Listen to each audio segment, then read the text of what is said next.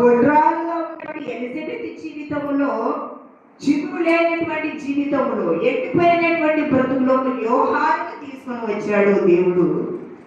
కన్యక గర్భవతి యొక్క కుమారుని కనడానికి దేవుని ప్రణాళిక చొప్పున క్రైస్తుని దేవుడు ఏర్పాటు చేశాడు.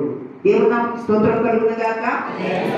దేవుని ప్రణాళిక మనం అనుకుంటాం. ఇన్నేళ్ల క్రైస్తవ జీవితమైన వారు న్యాయం తప్పక ఆజ్ఞలు చొప్పున, న్యాయముల చొప్పున చాలా చక్కగా బ్రతుకుతున్నారండి. వాళ్ళ బ్రతుకుల్లో మేలు లేవండి, వాళ్ళ బ్రతుకుల్లో ఎటువంటి ఫలాలు లేవండి, వారి జీవితాలు ఎటువంటి ఆనందం లేదండి అని చాలాసార్లు మనం అనుకుంటూ ఉంటాం. చాలా మందిని చూసి, విశ్వాస జీవితాలుగా బ్రతుకుతూ ఉన్నటువంటి వారిని చూసి. కానీ దేవుడు మాత్రం వారిని విడిచిపెట్టేటువంటి దేవుడు కాదు. జకరియా ఎలిజబెత్ జీవితాన్ని దేవుడు చిరింపజేశాడు. ఓ ప్రవక్త జీవితానికి